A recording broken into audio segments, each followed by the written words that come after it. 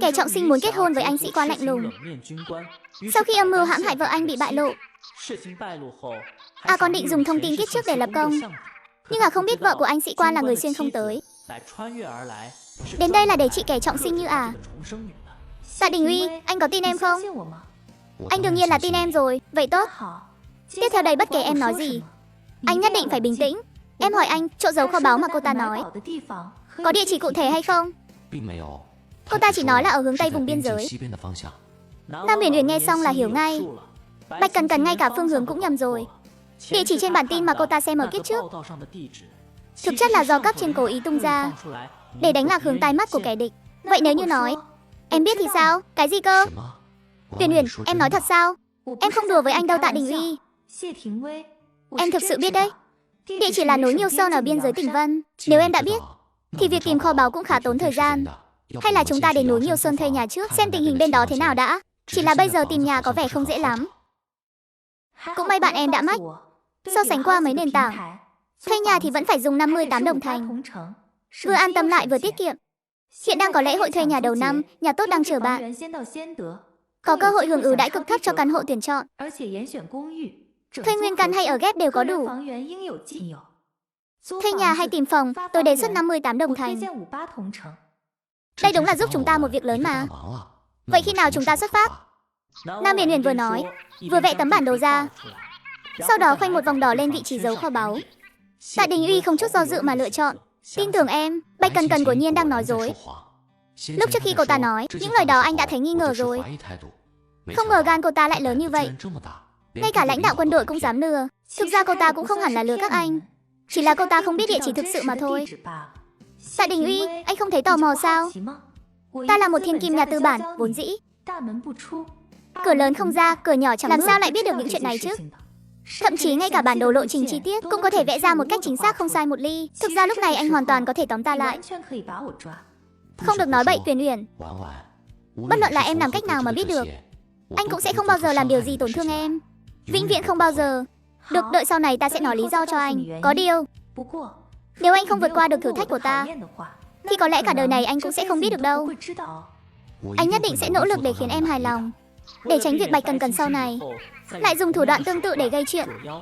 Nam Uyển Uyển dứt khoát viết ra tất cả các mạch khoáng và vị trí các mỏ dầu, cắt đứt hoàn toàn mọi đường lui của Bạch Cần Cần. Tạ Đình Uy thấy vậy thì sững sờ. Uyển Uyển, những thứ này đều là thật sao? Đều là thật cả.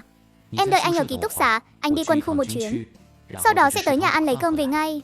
Tạ Đình Uy nhanh chóng ghi nhớ những địa chỉ này vào đầu. Sau đó không chút do dự đốt toàn bộ bản vẽ thành tro bụi. Uyển Uyển, em yên tâm, chuyện hôm nay chỉ có em biết, anh biết. Bước ra khỏi cửa này sẽ không có người thứ ba hay biết.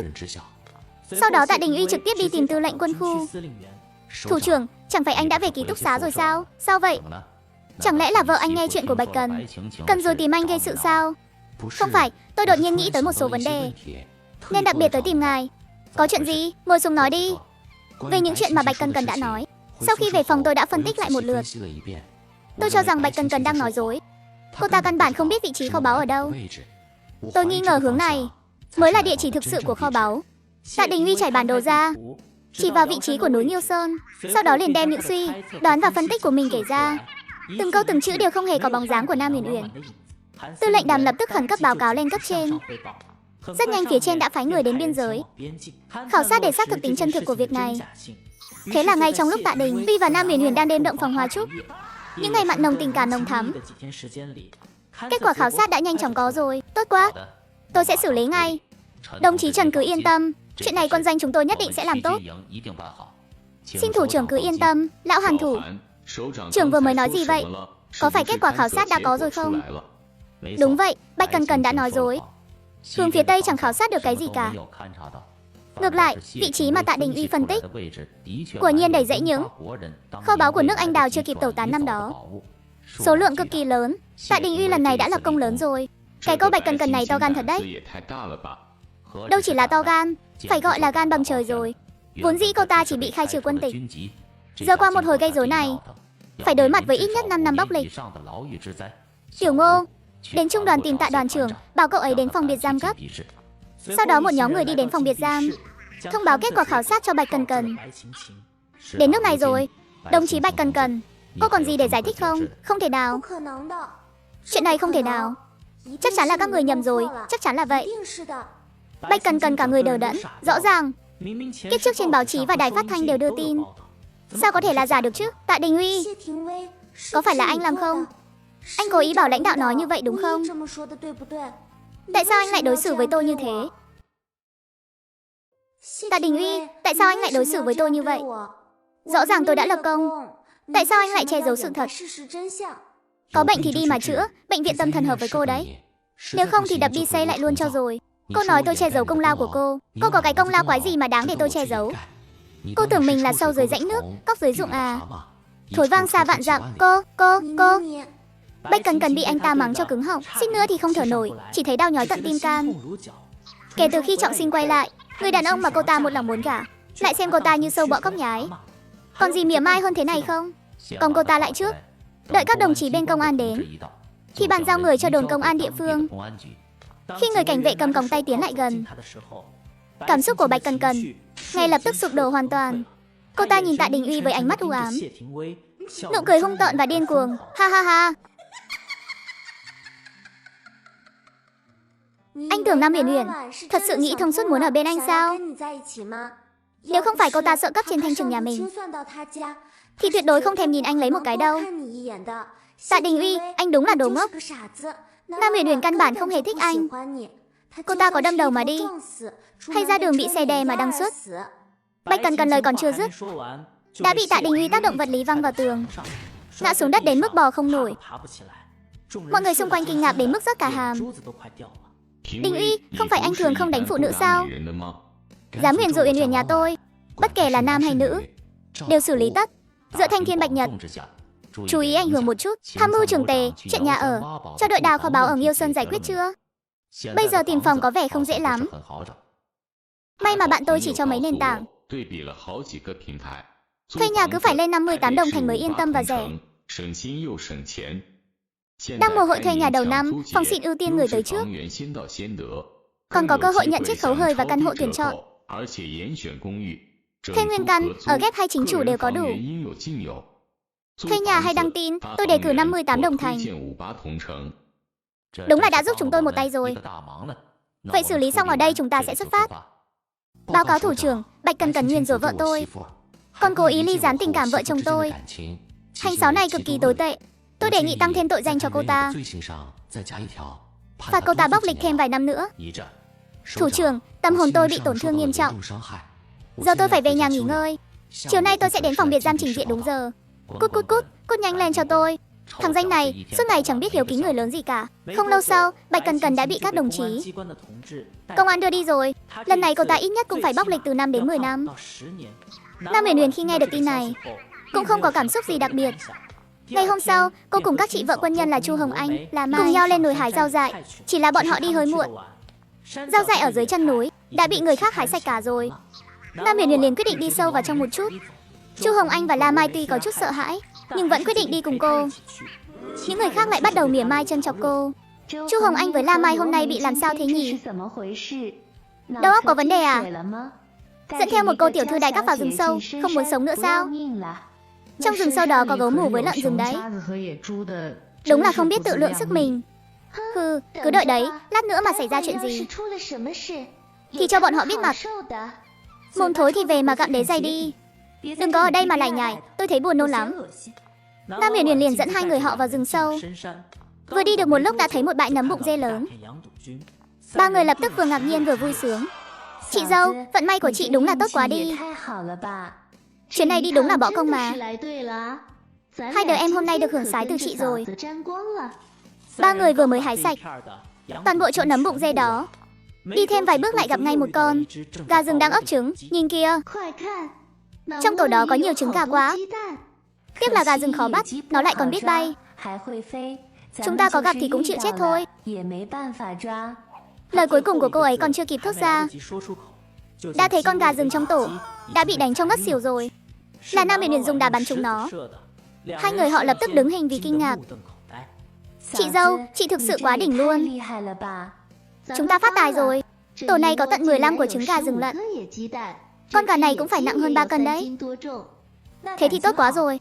Về nhà mấy nhà chúng ta chia nhau. Sẽ có một bữa ăn ngon rồi đây. Ngay lúc này, cách đó không xa bỗng vang lên những tiếng động lạ. Chu Hồng Anh và La Mai sợ đến mức run cầm cập. Là lợn rừng, nghe tiếng thì không chỉ có một con đâu. Vậy giờ chúng ta phải làm sao đây?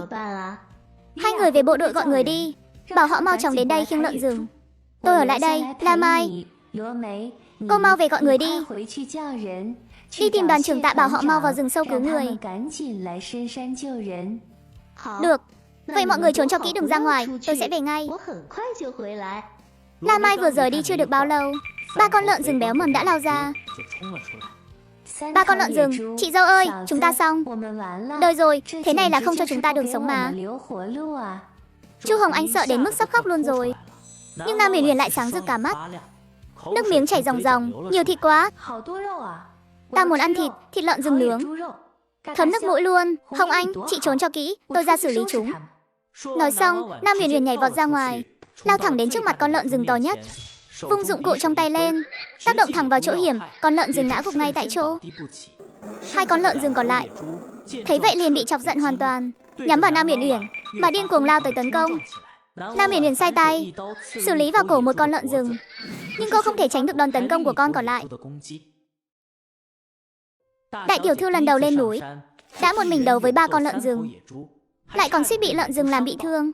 Tráng sĩ quan mặt lạnh sợ đến mức hồn siêu phách lạc. Huyền Huyền, em thế nào rồi? Có bị thương không? Em không sao, không bị thương mà. Anh đừng giận có được không? Lúc này Tạ Đình Uy mới thở phào nhẹ nhõm. Anh vẫn còn sợ hãi, ôm chặt Nam Huyền Huyền vào lòng. Mọi người chạy đến sau đó không khỏi ngây người. Giữa thanh thiên bạch nhật, hai người tém tém lại đi. Đình Uy, thả em xuống đi. Mọi người đang nhìn kìa, mặc kệ họ. Ai thích nhìn thì cứ nhìn. Mấy con lợn rừng này xử lý sao đây Huyền Huyền? Lợn rừng là con mồi lớn, thuộc về tập thể, không được mang hết về nhà đâu. Ta chỉ lấy con to nhất thôi. Nhà chúng ta có bao nhiêu là người mà. Hơn nữa chúng ta còn phải mời khách ăn cơm nữa, được chứ? Đều nghe theo em. Còn có La Mai và Chu Hồng Anh đã đi vào núi cùng em. Lúc chia thịt hãy chia cho hai nhà họ thêm vài cân nhé. Được, em quyết định hết. Còn gì nữa không? Còn cái cuối cùng. Nam Huyền Huyền vừa nói, vừa liếc nhìn những người vợ quân nhân đang nói mỉa mai. Cô khinh bỉ cười lạnh một tiếng. Số thịt này chỉ để dành cho anh em trung đoàn 1 của chúng ta ăn thôi. Các đoàn khác không được. Nếu họ muốn ăn thì hãy để vợ nhà họ tự mình vào rừng mà săn. Vừa dứt lời, những bà vợ quân nhân đang hả hê kia lập tức trở nên khó coi. Tạ Đình Uy lại chẳng thèm nhìn họ lấy một cái. Lam Tuấn Phi, những gì chị dâu cậu nói đều nghe rõ rồi chứ. Đưa heo rừng về đơn vị bàn giao cho nhà bếp để cải thiện bữa ăn cho anh em. Người nhà trung đoàn 1 mỗi hộ được 1 cân thịt. Nhà Hà Kiến An và Lưu Minh Cương mỗi nhà 5 cân. Các đoàn khác không có phần. Nói xong anh bế Nam Huyền Huyền đi thẳng về nhà. Huyền Huyền, em có biết vừa rồi nguy hiểm thế nào không? Anh thật sự rất sợ em xảy ra chuyện gì. Hay là tìm cho em một công việc đi, để tránh lúc rảnh rồi em lại chạy đến nơi nguy hiểm. Anh thật sự không yên tâm về em. Em không sao mà. Công việc bây giờ hình như cũng không dễ tìm đâu. Con phải chạy ngược chạy xuôi, phiền lắm. Phiền sao? Anh đã so sánh mấy nền tảng tìm việc rồi, vẫn là 58 đồng thành, vừa yên tâm vừa hiệu quả. Các thương hiệu lớn tuyển trực tiếp, chính quy đảm bảo. Lượng công việc khổng lồ, nhiều lựa chọn, lại còn có thể phỏng vấn online. Hiệu suất cực cao, doanh nghiệp phản hồi nhanh, đi làm ngay không trì hoãn. Tìm việc hay đăng tuyển, tôi đề cử 58 đồng thành.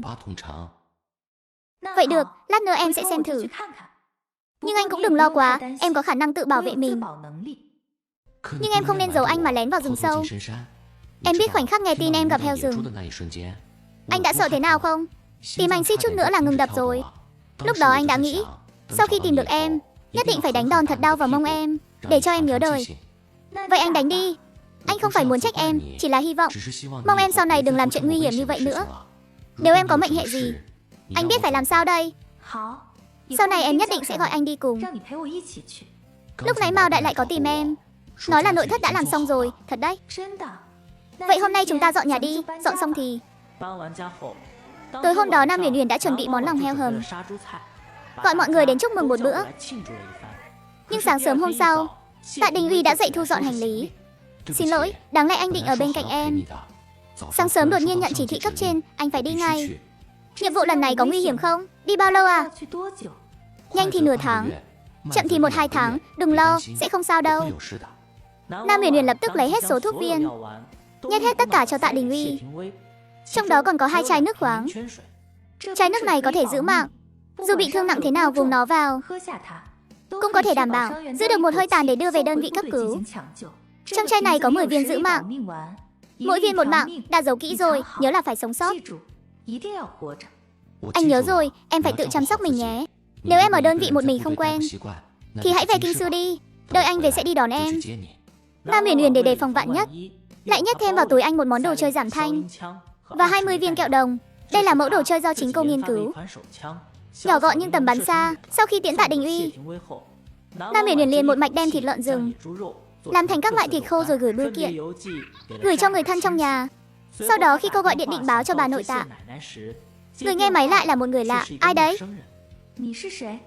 Sao không để bà nội nghe máy? Tôi là người giúp việc của nhà họ Tạ. Bà cụ đã vào bệnh viện rồi. Lao Soái và Tạ thủ trưởng, còn cả bộ trưởng Thẩm giờ đều đang ở bệnh viện trông chừng bà ấy. Chuyện này là sao? Là đồng chí Vương, hôm qua bà ta lại chạy đến nhà làm loạn. Bà cụ bị bà ta làm cho tức đến ngất xỉu, đến giờ vẫn chưa tỉnh lại. Đồng chí Vương mà người đó nói chính là thím 2 của Tạ Đình Uy. Bình thường toàn chiếm hời của gia đình bác cả, còn quay lại bắt nạt họ nữa. Ông bà nội chịu hết nổi nên đã cho họ ra ở riêng. Giờ lại còn dám chọc bà nội tức đến phát bệnh. Nam Uyển Uyển lập tức nổi trận lôi đình, mua vé lao thẳng về Kim Thị. Uyển Uyển, sao con lại chạy về một mình thế này? Làm cả nhà sợ hết hồn. Không sao chứ? Bà nội thế nào rồi à? Viện trưởng Trình nói tình trạng của bà nội con khá nghiêm trọng, vẫn chưa rõ khi nào mới tỉnh lại. Hơn nữa ông ấy còn nói bà nội có triệu chứng trúng gió, sau khi tỉnh lại có thể sẽ bị liệt. Vậy chúng ta đi thăm bà nội trước đi ạ.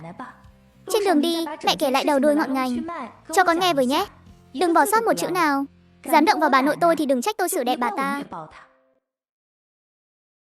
Nói đi nói lại, tất cả cũng tại chuyện chia gia tài.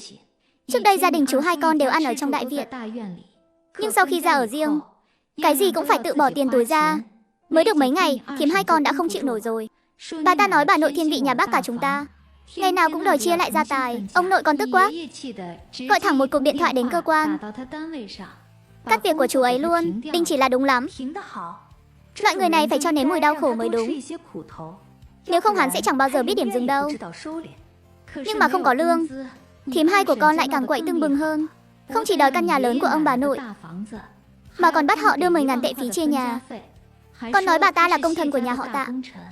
Đây là những gì nhà họ Tạ nợ bà ta. Cuối cùng chọc cho bà nội con tức đến ngất xỉu. Bà ta mà là công thần cái gì chứ? Chẳng qua là vì bà ta sinh được 3 thằng con trai cho nhà họ Tạ thôi. 3 đứa con trai thì ghê gớm lắm sao? Mẹ nói xem mẹ muốn có mấy đứa cháu nội. Thôi thì cứ sinh tạm 3 đứa cho mẹ bế nhé. Uyển Uyển, con mang thai rồi sao?